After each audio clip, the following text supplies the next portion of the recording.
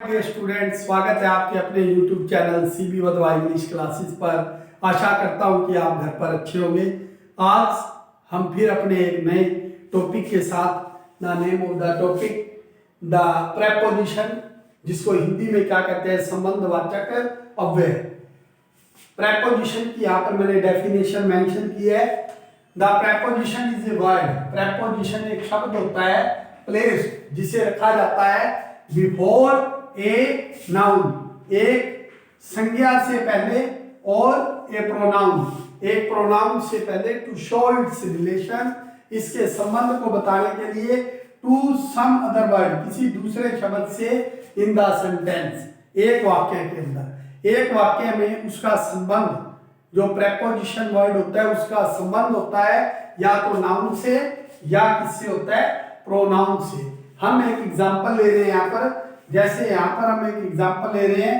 First example है, जैसे the book is on the table. Book कहां पर है, टेबल पर है। The book is on the table. तो आपको यहाँ पर क्या चीज नजर आ रही है, नाउन की बात करें तो आपको बुक वर्ड नजर आ रहा है, और एक वर्ड कौन सा नजर आ रहा है, टेबल। बुक और टेबल हमारे पास ये दो क्या है, नाउन है। दो क्या है हमारे पास, नाउन। जैसा कि मैं यहाँ पर देख पा रहा हूं कि यहाँ पर अगर प्रेपोजिशन की बात करें तो आपको बताने के लिए मैं बता दूं कि ऑन हमारी क्या है, प्रेपोजिशन। जिस तरह से ऑन हमारी प्रेपोजिशन है, इसी तरह से of, at, in, to, for, of, about, since, between, among, और इसी तरह से अगर हम बात करते जाएं अबाउट, अक्रॉस, तो इस टाइप से बहुत सी हमारी प्रेपोजिशन है, एक्सेट्रा। इसी टाइप से हमारी प्रेपोजिशन है। यहां पर अगर हम प्रेपोजिशन की बात करें तो प्रेपोजिशन हमारी कौन सी है, इस टाइप से of, at, in, to, for, about, since, between, among और अबाउट, अक्रॉस। इस टाइप के बहुत से ऐसे वर्ड होते हैं जिनका हम प्रेपोजिशन के अंदर यूज एक एक का हम बड़े अच्छे ढंग से सीखेंगे। यहाँ पर the book is on the table, यहाँ पर बुक वर्ड क्या है, नाउन। टेबल वर्ड क्या है, वो भी क्या है, एक नाउन। और यहाँ पर प्रेपोजिशन, जैसा कि आप देख पा रहे हैं, यहाँ पर प्रेपोजिशन हमारे पास क्या है, प्रेपोजिशन हमारे पास है ऑन। प्रेपोजिशन क्या है, on. Be the book is on the table. Book किस पर है, टेबल पर है। तो इसका मतलब नाउन से पहले क्या आई हुई है, प्रेपोजिशन। नाउन से जस्ट बिफोर, देखिए आप, नाउन से बिल्कुल पहले क्या आई हुई है, प्रेपोजिशन। और जो नाउन इससे पहले है, प्रेपोजिशन से भी पहले है एक नाउन, इस प्रेपोजिशन का, ऑन का संबंध किससे है, इस नाउन से। जो नाउन हमारे पास क्या है, टेबल। हमारे पास क्या है, टेबल। और टेबल का रिलेशन किससे है, टेबल का रिलेशन किससे है, बुक से। मतलब इनका भी आपस में क्या है, रिलेशन है। इसका मतलब प्रेपोजिशन अगर हमारी सेंटर पॉइंट पर है तो प्रेपोजिशन के अंदर दो नाउन का आपस में कैसे रिलेशन है, इसी को हम क्या कहते हैं, प्रेपोजिशन कहते हैं। जैसा कि मैंने आप बताया, the preposition is a word placed before, जिसका स्थान एक नाउन या प्रोनाउन से पहले होता है, रिलेशन बताने के लिए किसी दूसरे के साथ। तो इस तरह से नाउन से पहले है और ये रिलेशन बताने के लिए इसका यूज हुआ है। तो यहाँ पर इस तरह से ऑन, जो दो नाउन के बीच के अंदर है, ऑन का रिलेशन किससे है, टेबल से। और टेबल का रिलेशन किससे है, बुक से। इसका मतलब ऑन से पहले नाउन है, उसका ऑन के बाद वाले नाउन के साथ क्या है, रिलेशन है।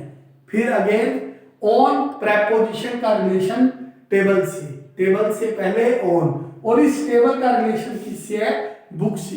इसका मीनिंग प्रेपोजिशन का रिलेशन दोनों ही नाउन के साथ है।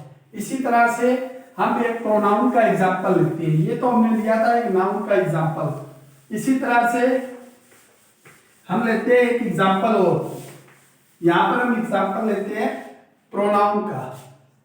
हम एक प्रोनाउन का एग्जांपल ले रहे हैं जिसके अंदर हम लिख रहे हैं शी बॉट, शी बॉट, या यहां पर लिखते हैं शी लाफ्ड एट मी, यहां पर शी लाफ्ड एट मी। तो यहां पर शी क्या चीज है? शी क्या है? जैसे किसी का नाम होता है राधा, तो राधा की जगह क्या आ गया? शी, तो हम इसको क्या कहेंगे? प्रोनाउन। क्या कहेंगे? प्रोनाउन। इट मीन्स नाउन की जगह पर यूज है, उसको क्या कहते हैं? प्रोनाउन। और यहां पर मी भी क्या है हमारे पास? प्रोनाउन। सिमिलर आप वैसी कंडीशन देख रहे हैं यहां पर जैसी कंडीशन उधर थी नाउन के अंदर। प्रोनाउन हमारे दोनों है और यहां पर एट हमारे पास क्या है? प्रेपोजिशन। एट क्या है? प्रेपोजिशन। इसमें क्या है? शी लाफ्ड एट मी, वह मुझ पर हंसी, वह मुझ पर हंसी। तो एट जो प्रेपोजिशन है इसका रिलेशन किससे है? मी से। किससे? मी से। वह मुझ पर, वह मुझ पर हंसी। तो शी लाफ्ड एट मी, तो यहां पर इस प्रोनाउन का रिलेशन किससे है? शी से। तो इट मींस प्रेपोजिशन का संबंध जिसके साथ है, प्रोनाउन के साथ, उस प्रोनाउन का संबंध नाउन या प्रोनाउन के साथ हमेशा होता है। यहां पर बाद के नाउन प्रोनाउन का रिलेशन शुरू के नाउन प्रोनाउन के साथ होता है और बीच में हम इसका यूज करते हैं, किसका? एट का प्रयोग करते हैं। इस तरह से दोनों ही प्रोनाउन है, उन दोनों प्रोनाउन के बीच में जो प्रेपोजिशन है, जो हमारी क्या है? प्रेपोजिशन, जिसका यूज क्या है?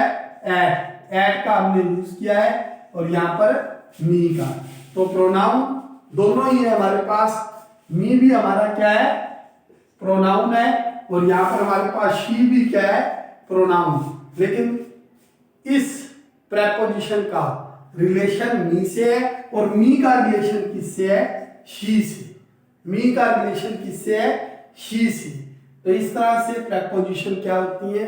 प्रेपोजिशन वो होती है जो नाउन प्रोनाउन का क्या बताती है? रिलेशन बताती है, संबंध बताती है। उनको हम क्या कहते हैं? प्रेपोजिशन। इस टाइप के बहुत से सेंटेंस होते हैं जिनको हम पढ़ते हैं, जर्नल हम यूज करते हैं वर्ड्स को। जैसे कि हम एग्जाम्पल के तौर पर अगर हम देखें, जैसे 1 2 3 4, जैसे he fell dash the well, जैसे look dash the blackboard, look dash the blackboard, जैसे she is fond dash music। इसी तरह से हम क्या लेते हैं? he aimed dash the bird।